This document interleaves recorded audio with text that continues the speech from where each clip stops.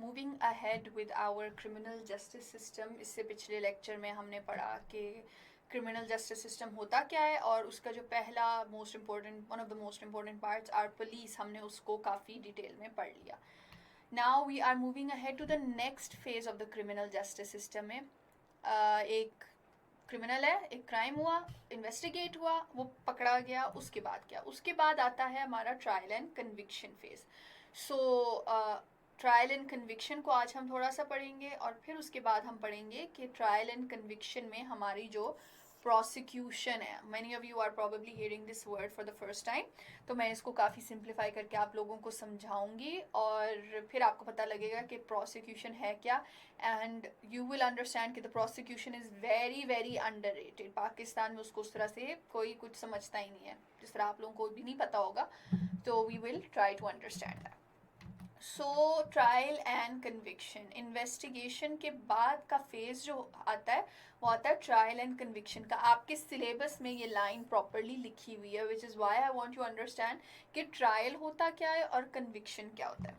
So basically trial is a formal examination of evidence by a जज, typically before a jury. Jury जो है वो यहाँ पे नहीं होती, it is basically in other countries, जिसमें वो पूरे ज़्यादा सारे लोग इकट्ठे बैठते हैं और वो बताते हैं कि गिल्टी है या इनोसेंट। हमारे यहाँ इट्स द जज who decides whether the person is guilty और innocent in order to decide guilt in case of a criminal or civil proceedings. We are focusing on criminal cases. तो criminal proceedings में क्या कि basically trial जो हमारे court room में जो होता है, जो हम जहाँ पे जज बैठा होता है, लॉयर्स अपने केसेस अपना केस प्रेजेंट करते हैं, कोई डिफेंड करता है, ये जो सारा कुछ उधर कोर्ट रूम में होता है, इसको हम कहते हैं ट्रायल।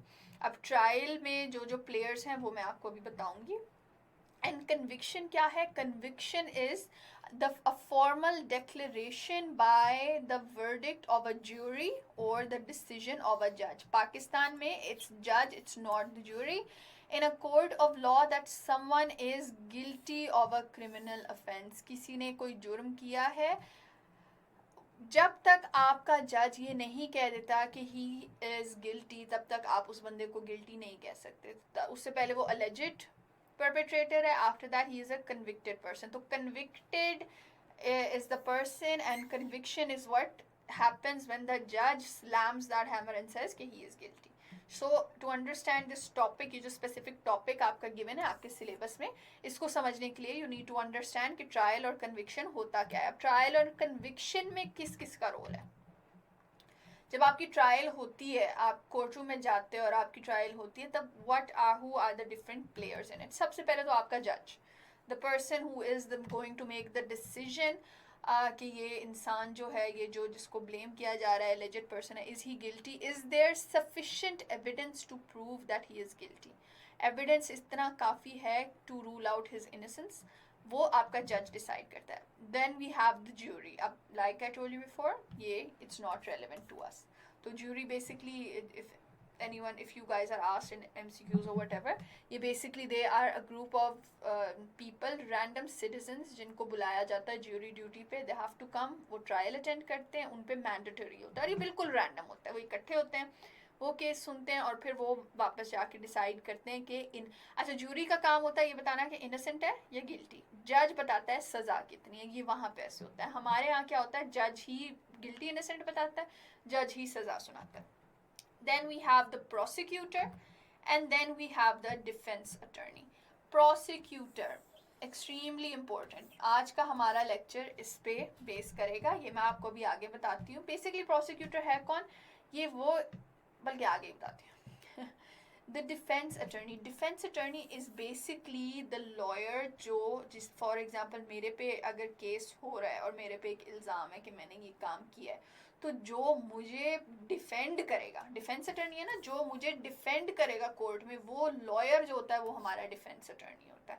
सो इनका ये इनका बेसिकली यही काम होता है कि दे ट्राई टू प्रूव कि द सस्पेक्ट इज इनोसेंट। जो प्रोसिक्यूटर होता है, now we are going to focus on prosecutor. अच्छा, जो प्रोसिक्यूटर आपका होता है उसका क्या काम होता है? He is basically a government employed person जो कि केस को कोर्ट में गिल्टी बंदे को, मतलब जो एलिजेड बंदे को गिल्टी प्रूव करता है। ये बेसिकली डिफेंस अटर्नी कहता है ये इनोसेंट है, प्रोसिक्यूटर जो है वो कहता है ये गिल्टी है। ट्रायल में प्रोसिक्यूटर का ये रोल है, उसके अलावा बहुत ज़्यादा रोल्स हैं, लेकिन ट्रायल में जो प्रोसिक्यूटर है उसका ये रोल है टू प्रूव के ये जो पर्सन है जिसको पुलिस लेके आई है हमारे पास ये गिल्टी है। अब to make you all understand के क्रिमिनल प्रोसीजर ये सारा चलता किस तरह, क्राइम होने से एंड तक क्या चलता है। I have just made a brief time line sort of thing for you, for those people who do not understand this subject very well. सबसे पहले क्राइम इज कमिटेड, कोई मर्डर हो जाता है, कोई किडनैपिंग हो जाती है, कोई थेफ्ट हो जाती है, कोई क्राइम होता है, दैट इज स्टेप नंबर 1। उसके बाद क्या होता है, क्राइम इज रिपोर्टेड। क्राइम हुआ, क्राइम रिपोर्ट भी होना चाहिए। मैंने आपको पिछले लेक्चर में बताया एफआईआर होगा तो फिर वो उसकी इन्वेस्टिगेशन स्टार्ट होगी। तो हमारे यहाँ वो क्राइम रिपोर्ट किस तरह होता है, एफआईआर से। क्राइम कमिट हुआ, क्राइम रिपोर्ट हुआ, उसके बाद जब रिपोर्ट हो गया था तो अब इन्वेस्टिगेशन ऑफिसर पे ये ड्यूटी आ जाती है कि उसने उसको इन्वेस्टिगेट करना है। Investigation carried out by the police. Police ने इन्वेस्टिगेशन कर ली, उनको पता लग गया कि उनको लगता है विद एविडेंस कि इस बंदे ने ये काम किया, फिर वो क्या करते हैं, criminal is apprehended by the police, फिर वो उसको अरेस्ट करते हैं। अब आता है द नेक्स्ट फेज, accused या alleged perpetrator, he appoints a defense attorney, जो मैंने पीछे बात की थी, by of their choice। वो किसी लॉयर को अपॉइंट करते हैं अपने डिफेंस में आर्ग्यूमेंट पेश करने के लिए। Court pronounces charge against the alleged offender, आपकी कोर्ट बताती है कि ये जो अफेंडर है इसने ये काम किया है, ये इस पे चार्जेस हैं, इस पे ये उसने मर्डर किया, तो ये वो नंबर के साथ सारा बता देते हैं कि उस पर ये हम चार्ज कर रहे हैं। अब एक तरफ आपका डिफेंस अटर्नी है जो उस अक्यूज्ड को इनोसेंट कह रहा है, दूसरी तरफ आपकी प्रोसिक्यूशन है। Prosecution presents evidence against the alleged offender, वो कहते हैं नहीं, जो भी डिफेंस है या whatever, he is the guilty person. Defence cross examines, अब ये जो आपकी डिफेंस अटर्नी है, जब प्रोसिक्यूशन एक दफ़ा बता देता है कि ये एविडेंस है इसके अगेंस्ट, इसने ये काम किया है, तो आपकी जो डिफेंस है वो उस एविडेंस को क्रॉस एग्जामिन करती है और उसको एक किस्म का प्रूव गलत साबित करती है और अपना डिफेंस के लिए अपनी एविडेंस प्रेजेंट करती है। और इवेंचुअली ये सारा कुछ चलता रहता है। इवेंचुअली व्हाट हैपन, द जज pronounces the judgement, either the person is acquitted or punishment, या वो convict हो जाता है या फिर वो acquit हो जाता है। Remember again terminology, acquittal means कि वो कह देते हैं he is innocent, he is not guilty and that person cannot be called a criminal now, चाहे जितनी मर्जी जब वो जज पे है, अगर या तो वो acquit हो जाता है या फिर वो punishment उसको मिलती है after he is convicted, ये conviction हो जाती है, ठीक है। So this is basically your whole summary for our criminal justice system किस तरह से, ताकि आपके माइंड में वो क्लियर सी पिक्चर बन जाए कि क्या होता है और किसका क्या रोल है। So moving ahead to the prosecutor, अब पहले मैंने आपको बताया कि प्रोसिक्यूटर का काम क्या है, वो देखता है वो कोर्ट रूम में वो ट्रायल के टाइम पे अक्यूज्ड को, एलिजेड को वो गलत साबित करने की कोशिश करता है। उसकी पूरी कोशिश होती है कि वो इस बंदे को जेल तक पहुंचाए, उसको सजा दिलवाए, ये प्रोसिक्यूटर का काम है।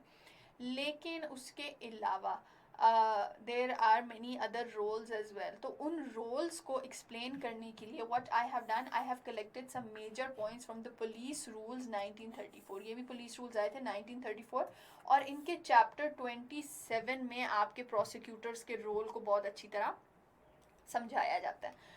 So according to this, the role of the head of the prosecuting agency, जो prosecuting agency को look after कर रहा है, उसका क्या रोल है, his role is, अब ये एक और से समझे, thoroughly scrutinize challans and intermediate references and applications from police stations। Police जो है वो चलान भेज, जब वो सारी इन्वेस्टिगेशन कर लेती है ना, वो फिर प्रोसिक्यूटर के पास चलान भेजती है और वो कहती है कि हमने पता करवाया ये बंदा जो है ये गिल्टी है और इसके अगेंस्ट अब आपने केस चलाना है, ठीक है। In connection with the prosecution of the cases and the arrest of the offenders, the confiscation of bail of security bonds and other matters in which his advice or order of a court is required। अच्छा, to make you understand this, basically prosecutor, एक तो उसका court में argue करने वाला काम तो समझ आ गया आपको। दूसरा, the prosecutor is basically what links the police with the judge, ठीक है, वो ट्रायल और पुलिस को लिंक करता है। उसने पुलिस से एविडेंस लेके, उसने पुलिस से चालान लेके, उसने आगे उसको कोर्ट में लेके जाना है और उस पर मतलब he has to prove his point. So basically this is the bridge between these two agencies. To prosecute, watch or direct the prosecution of cases. अब इनका काम क्या है? केसेस की prosecution करना in the court of the district. In this connection, it must be realized that his duty embraces not only the presentation of the prosecution case, but also contesting the claims of the defense. अब ये word to word वहाँ से मैंने लिया है आपको समझाने के लिए कि basically कह रहे हैं कि सिर्फ ऐसा नहीं है कि उसने अपनी evidence दे दी कोर्ट में कि ये इस तरह guilty है, जब डिफेंस आके अपना काउंटर आर्ग्यूमेंट देना है तब इसने दोबारा जाके उनको दोबारा गलत साबित करना है। सो वो एक डिबेट टाइप चलती रहती है इनकी। To supervise and distribute the work of prosecuting officers subordinate to him and of the police personnel attached to his office or to the courts. अब देखिए पुलिस को बिल्कुल irrelevant नहीं हो जाती, पुलिस का अभी भी काम है, पुलिस ने विटनेस भी करना होता है, पुलिस ने कम्युनिकेट भी करना होता है स्टेज पे आके। तो प्रोसिक्यूशन का काम है पुलिस को उस तरह से इंगेज रखना, पुलिस से उस तरह से काम लेना। और दूसरी चीज़ ये कि ये तो हेड ऑफ प्रोसिक्यूटिंग है ना, ये अपने सबॉर्डिनेट्स को बताता है कि तुमने क्या क्या काम करने। To take charge of and deal with articles and property received in connection with the cases as well as unclaimed and suspicious property. देखो जब कोई केस आता है और उससे रिलेटेड एविडेंस कलेक्ट होता है या प्रॉपर्टी कलेक्ट होती है तो उसका जो इंचार्ज होता है वो हमारा प्रोसिक्यूटर होता है। And to supervise the transmission of warrants and summons to the executive police under the orders of criminal courts. जब पुलिस को वारंट चाहिए कोर्ट से, to get that warrant is basically the permission to go to a place or to arrest someone, ये सारा warrant में आता है। तो वो जो ट्रांसमिशन है ना कोर्ट से पुलिस और फिर पुलिस की रिक्वेस्ट टू द कोर्ट, ये प्रोसिक्यूटर हैंडल करता है। To keep the district magistrate and superintendent of police informed of all important matters in connection with the criminal case under trial. एक trial court में चल रही है, अगर पुलिस ने कोई नई चीज़ डिस्कवर की है वो चीज़ कोर्ट तक पहुंचाना प्रोसिक्यूटर का काम है। अगर कोर्ट ने कोई फैसला किया है या कोई चेंजेस किए हैं वो या कुछ और फर्दर डिमांड किया तो वो चीज़ पुलिस से कम्युनिकेट करना प्रोसिक्यूटर का काम है। तो ये देखो वही ब्रिज वाली बात हो गई।